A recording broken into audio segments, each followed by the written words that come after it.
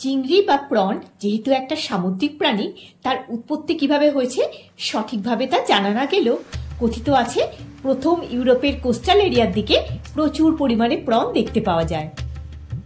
প্রথম পর্তুগিজরা তা খাদ্যদ্রব্য হিসাবে গ্রহণ করেছিলেন, পরে ইংরেজরা তা অনুসরণ করেন। যুগ যুগ ধরে নানান জাতির ভারতে আগমন ঘটে, আর চিংড়িও ভারতে জনপ্রিয়তা পেতে শুরু করে। চিংড়ির অন্যান্য পদের মধ্যে সবচেয়ে জনপ্রিয় পদ হলো চিংড়ি মাছের মালাইকারি, যার মূল উপকরণ হলো নারকেল। জানা যায় তামিলনাড়ুর চেট্টিনাড় অঞ্চলের ব্যবসায়ীরা মালয় দেশ বা মালয়েশিয়ায় পাড়ি দিয়েছিলেন, আর সেখান থেকে শিখে নিয়েছিলেন এই বিখ্যাত পদ।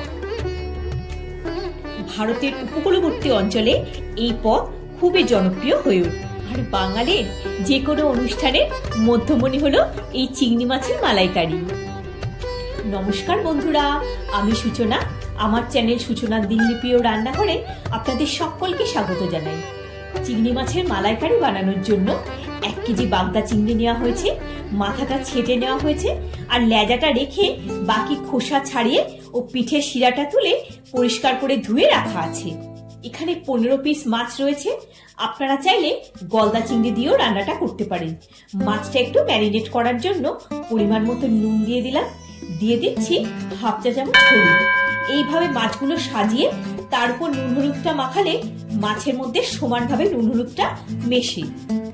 1.5 টেবিল চামচ সর্ষের তেল দিয়ে সবকটা মাছ ভালো করে মাখিয়ে ম্যারিনেট করে নিলাম। গ্যাসের ফ্লেমটা অন করে কড়া বসিয়ে দিয়ে দিলাম পরিমাণ মতো সর্ষের তেল। তেলটা গরম হলে মাছগুলো ব্যাচ ওয়াইজ ভেজে নিচ্ছি। গ্যাসের ফ্লেম মিডিয়ামে রেখেছি, খুব কড়া করে ভাজার দরকার নেই। একটা দিক ভাজা হয়ে গেছে, আর একটা দিক টান করে দিচ্ছি। সবকটা চিংড়ি মাছে ভাজা হয়ে গেছে। একটা মাঝারি সাইজে নারকেল কুড়িয়ে নিয়েছি। একটা বাটিতে 7-8টা কাজু নিয়ে নিয়েছি, সেখানে কিছুটা নারকেল কোড়া দিয়ে দিচ্ছি। ওটা কাজু নারকেলের একটা পেস্ট করে নেব। একটা মিক্সিং জারে একটা মাঝারি সাইজের টমেটো, 2টো কাঁচা লঙ্কা আর 1 ইঞ্চি মাপের আদার টুকরো নিয়েছি। এটা পেস্ট করে নেব।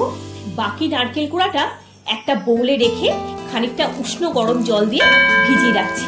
পরে এটার থেকে নারকেলের দুধ বা মালাইটা বের করে নেব। আপনারা রেডিমেড কোকোনাট মিল্কও ইউজ করতে পারেন। আদা টমেটো কাঁচা লঙ্কার পেস্টটা করা হয়ে গেছে। একটু বড় সাইজের একটা পেঁয়াজের পেস্ট এখানে করে রাখা আছে। কুচনো পেঁয়াজ ব্যবহার করার থেকে পেঁয়াজের পেস্ট দিলে টেস্টটা ভালো হবে। গ্যাসের ফ্লেমটা অন করে কড়াতে আরেকটু সর্ষের তেল দিয়ে দিলাম।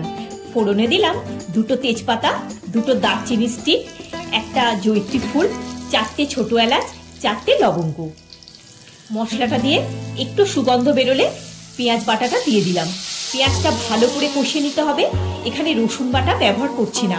নারকেল আর সুগন্ধি মশলার মধ্যে রসুনের ফ্লেভারটা মানায় না। পেঁয়াজ বাটা থেকে তেল রিলিজ করা শুরু হয়ে গেছে। স্বাদ মতো নুন দিয়ে দিলাম। পেঁয়াজটা ভালো করে কষানো হয়ে গেছে।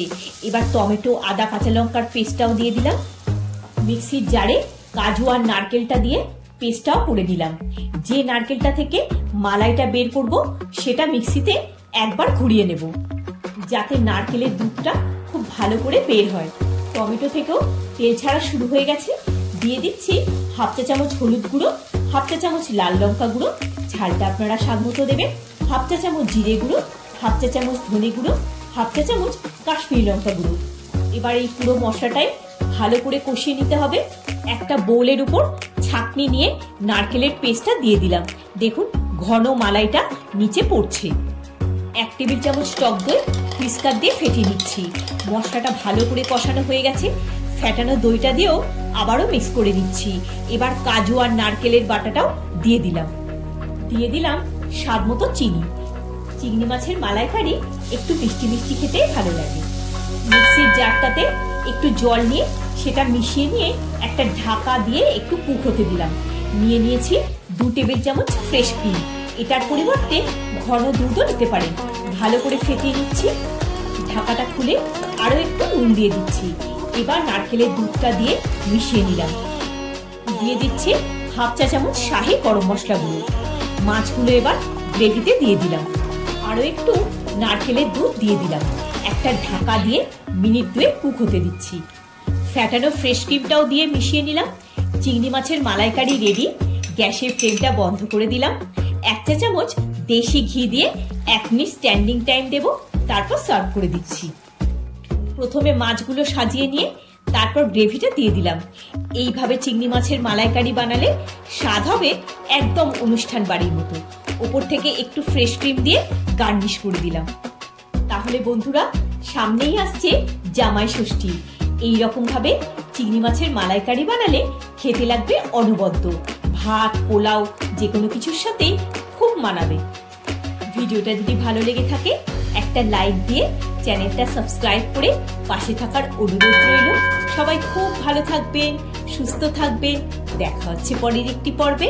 ধন্যবাদ।